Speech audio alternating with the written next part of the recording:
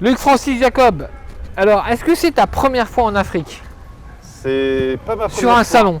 Ah, sur un salon, c'est ma première fois en Afrique sur un salon, oui. Ouais, et donc? Bah, c'est génial, ça bouge, il y a de l'énergie, il y a du soleil, on sent que les gens veulent faire beaucoup de choses et donc on va essayer de les aider.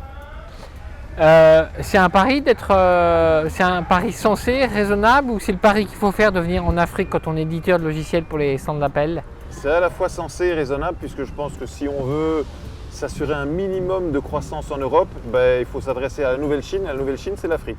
Et nous, on est ici en Afrique francophone, d'abord parce qu'on a évidemment une certaine facilité d'accès au marché de par le fait qu'on ait une langue commune, mais surtout qu'on a des gens qui ont une culture qui sont assez proches de la nôtre finalement.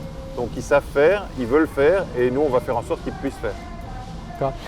Le modèle économique des installations de Nixis, c'est tu travailles en direct, c'est une solution dans le cloud, ou tu passes par un intégrateur qui à chaque fois s'occupe de la maintenance et de l'intégration au niveau local? Alors nous, on ne peut pas tout faire. Alors très clairement, le canal direct, non. Donc nous, on est un éditeur de logiciels, un fournisseur de services éventuellement à travers le cloud. On fait en sorte de travailler avec des intégrateurs locaux qui sont des gens certifiés sur la plateforme et qui soient capables d'adresser les 3 gros segments de marché, c'est-à-dire, on va dire, le mid-market, qui sont tous les gens qui sont dans l'énergie, la banque, etc. Les grosses installations sur place, tout ce qui est télécom, et également les prestataires.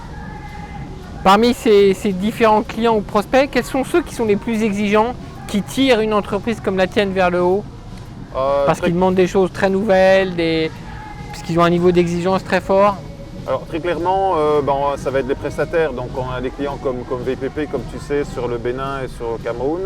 En fait, c'est une exigence, voire plus qu'européenne, pour des domaines dans l'informatique où c'est quand même dur de travailler parfois en production ici. On fait en sorte de véritablement amener des standards européens aux Africains.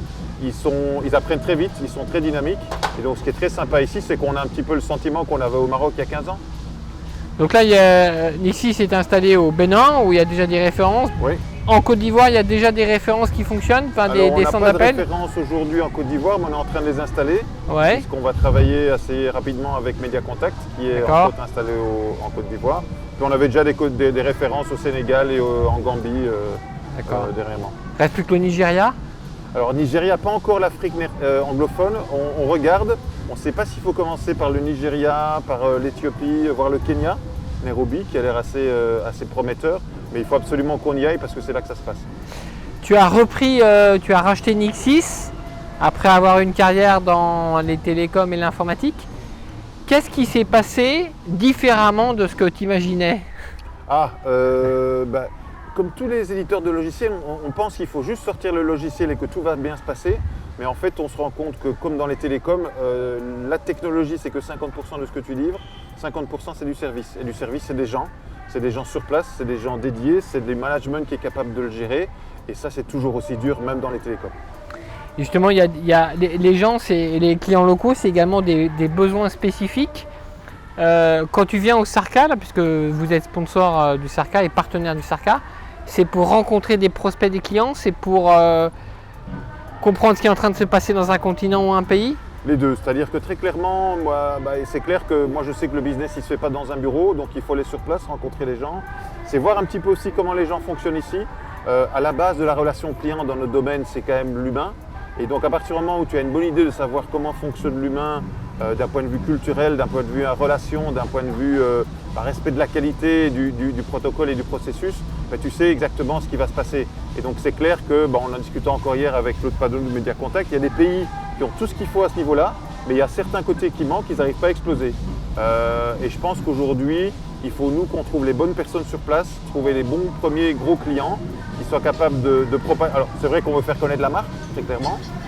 Ça commence à très bien se passer. On a déjà eu 3 candidats distributeurs depuis ce matin. On va faire notre sélection et puis on les proposera à nos Européens sur place.